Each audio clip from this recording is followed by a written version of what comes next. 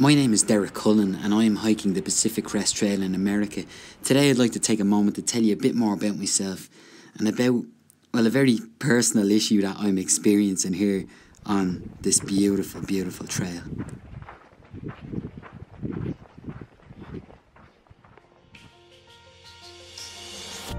I used to work here in a bank, working 9 to 5 like I guess most people do these days. And it made me miserable, so I quit. I left it all behind. I went travelling, and eventually I took on a trip that would define what I would do for a very long time afterwards, and that was a 1 year riding a bicycle across Africa.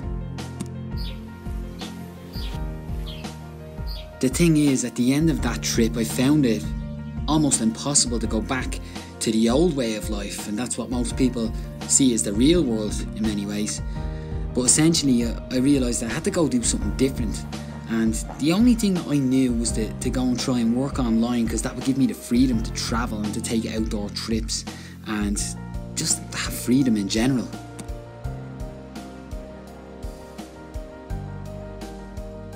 And then I got this long distance trail in my head, the Pacific Crest Trail in America.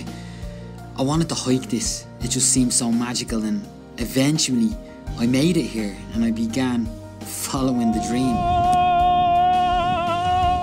But earlier this year I also met somebody, Bex, and she is now my girlfriend, and she lives here in California. Are you enjoying my special day so far? Am I enjoying your special day? Yeah, your birthday's fun. And I would say hiking this trail has also been a very fun experience, but the truth is it's been hampered greatly by injuries and lately a severe lack of morale and motivation.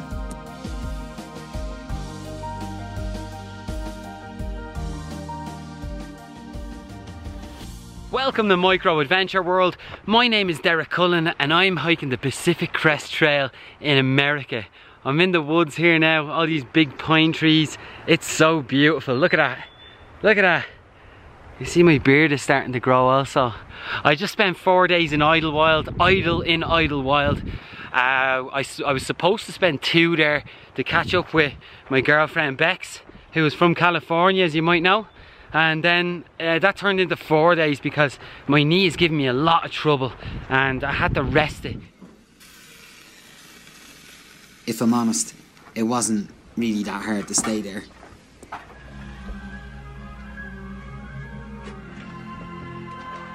And if I'm even more honest, it's not the movies or the food that lifts me. It's Bex. She's a little bit cheeky, but she's so much fun. Come on into the laundry room. I seriously just can't stop laughing.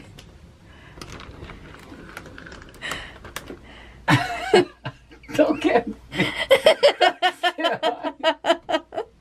The angle on that. You can probably see everything on that. Get out.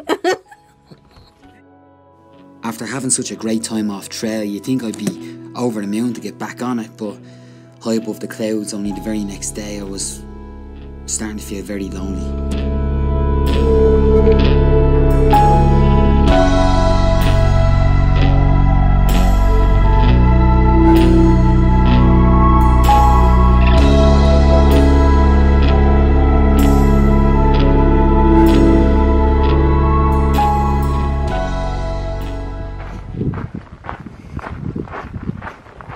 It's day 2 since leaving Idyllwild and the climbs have been relentless. To be honest with you, I'm glad it's been going down, or sorry, up and up, because when we go down, that's when I have the most trouble with my knees. For anyone that does any hiking, you'll know when you get knee problems, going down in particular is incredibly painful. So really, as you can probably tell, I'm struggling this morning. I'll get through it, I'll keep going, but my God, it's not easy out here, guys. My knee is of course sore, as you will hear, but there's a lot more to it than that. I said a couple of hours ago that I was just ignoring the pain and trying to soak in all the scenery and so on, but I can't ignore it anymore. This is the hardest and the most painful day I've experienced on the trail, or well, any outdoor adventure really. The pain in my left knee is excruciating.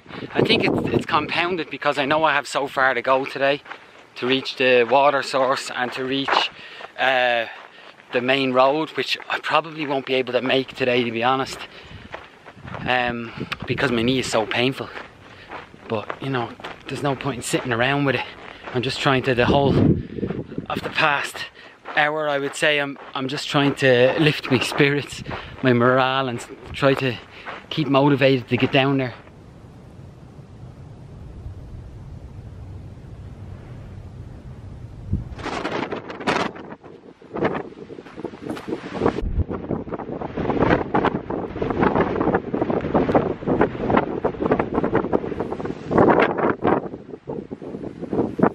Now I know what you must be asking yourself, but trust me, there's a very good reason why I'm wearing this stupid looking thing on my head, and I'm gonna try and video it, but well, I think I am. I don't want to mess around with this because it's pretty serious business.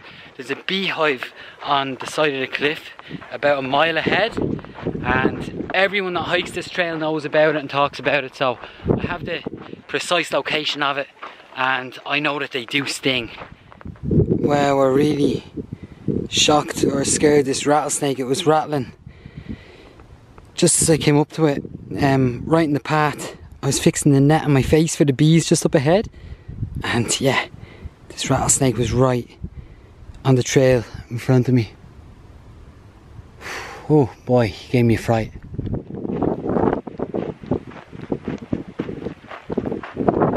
Put like a post on Facebook today that this is the hardest day of the trip so far, and it's definitely true. I think this is the one day when I actually could have really done what other hikers to hike down off the mountain with, because I was really in pain, and it's quite scary being up there when you're in that much pain. Haven't seen a single person all day except for first thing this morning, so it just, you know, it adds to the loneliness, and I was definitely feeling lonely again today. You know, it doesn't matter who you are, what you do, or where you are, it can find you. Loneliness, depression, it's real, and it can happen when you're missing someone, which is most certainly happening with me, but it's also a case that it just happens sometimes. Sometimes you just feel this way. I feel like the sun is beating me today.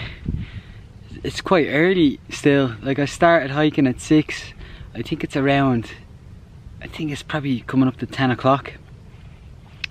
But it feels like the hottest part of the day already, which is usually around 2. And that means it's gonna get really hot. But yeah, it's been very difficult. I've been coming up this valley all morning with steep sides on it, and it's very hot walking in up the middle of it. Up until now I was carrying a rock for probably 3 miles, because I read online there were some dangerous pit bulls, wild pit bull strays that were attacking cows in the region, and they were very aggressive. And then I came to the trail, part of the trail where I actually had a sign saying hike at your own risk, dangerous pit bulls in the area. So I was hiking with a rock in my hand. At one stage I had 2 rocks, but I'm just hoping I'm out of that section now.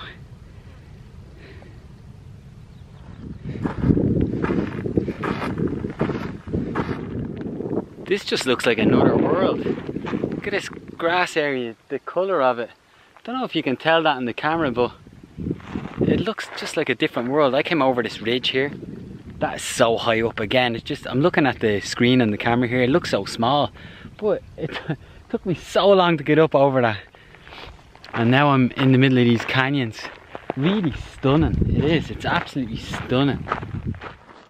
The truth is, I started to get very, very afraid on this section, because you can see how steep these cliffs are, how high up I am, and I wasn't really in the right frame of mind to be up there. I was very hot, I was very tired, and just, yeah, I shouldn't have been up there. But then I met Doug. The notes say there's water, but the report said no, there's nothing there. If I get service, I'll download a new report, but I don't expect that. There's guaranteed water 2:33. So we kept trekking as the moon came up and the sun went down, and spent a very quiet night in the middle of the valleys before getting up early the next morning at 4 AM to start the final day.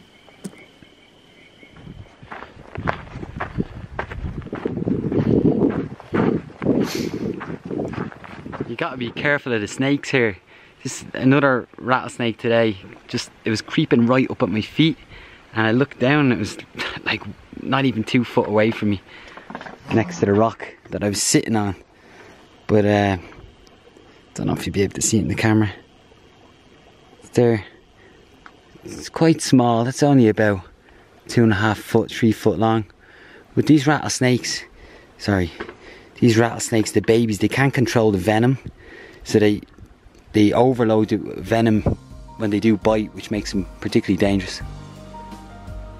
Jesus.